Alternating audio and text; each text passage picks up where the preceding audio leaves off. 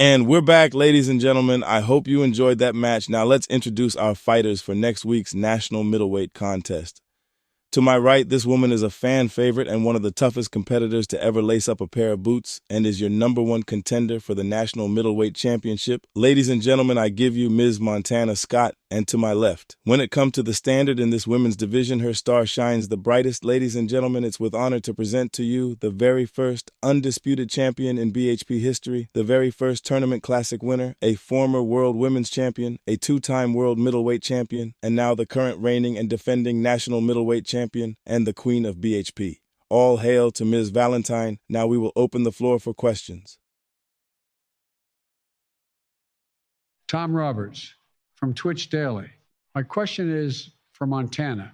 Montana, this is arguably the biggest fight of your career here in BHP. Your opponent has been here countless times and has headlined many bullpen events. How have you prepared yourself for this moment, and how do you see things playing out once that bell rings? Tom, that's a great question. You're right. This is the biggest opportunity of my career here in BHP. There's no running from that fact. When that bell rings, I'll be standing across from one of the most accomplished champions this company has ever produced. Valentine has headlined major events. She's defended that championship against some of the toughest women in this industry, and she's earned every bit of the reputation she carries. But see, that's exactly why I'm here. I didn't vacate the Women's Tap or Snap Championship because I was looking for an easier road. I gave up a title that I fought hard to earn because opportunities like this don't come around often. I looked at myself in the mirror and asked one question: do I want to be comfortable or do I want to be great? And greatness requires risk. I've prepared for this fight the same way I've prepared for every fight in my career, with hard work, sacrifice, and an unwavering belief in myself. While people were talking about Valentine's accomplishments, I was in the gym. While people were discussing her championship reign, I was studying film. Every day, I've been preparing myself mentally and physically for the challenge that stands in front of me.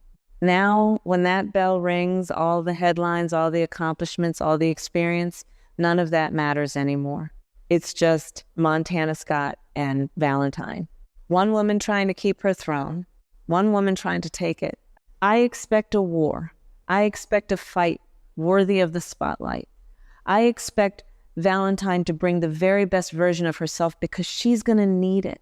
And if I have to drag myself through hell to leave with that national middleweight championship around my waist, then that's exactly what I'll do. Because I didn't come back to BHP to be remembered for what I used to be. I came back to become what I was always meant to be. And at Bullpen High Stakes, the entire world is going to find out whether the Queen can survive the storm that's coming for her. And that storm is named Montana Scott. Crystal Hammond from Fighter's Digest. My question is for Valentine. Valentine, you were recently in the ring with Montana, and you stated that she's on your bad bitch list by telling her that, do you think that it's giving her confidence to where she believes she's going to beat you next week? Crystal, did you hear what Montana said when she stood in my ring? She talked about bigger fish to fry. She talked about opportunities. She talked about skipping out on one championship because she thinks she's ready for mine. And that's exactly why she's on my bad bitch list. See, Montana, somewhere along the way, you've gotten a little too comfortable. You walked into my kingdom, looked at my championship, and started talking like you've already won it. You haven't won a damn thing yet. You said opportunities like this don't fall from the sky. You're right, they don't, they get earned. And next week, you're going to find out exactly why this championship has been sitting on my shoulder and not yours. So Crystal, to answer your question, no, I don't think I gave Montana confidence. I think Montana came into this fight with confidence. The problem is confidence and reality are two very different things. Confidence tells her she can beat me. Reality says she's stepping into the ring with the woman who built this division while she was gone. Montana wants everyone to believe she's chasing bigger fish. Baby, you're not chasing anything. You're swimming directly into a shark. I looked Montana Scott in the eyes because I wanted her to see what she's really fighting for.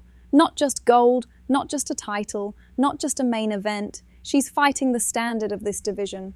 She's fighting the woman every other bad bitch in BHP has been measured against. And when that bell rings, all that confidence she's carrying around won't save her. Because confidence doesn't stop a queen from taking your head off. So bring your best, Montana. Bring every ounce of that fire. Bring every bit of that confidence.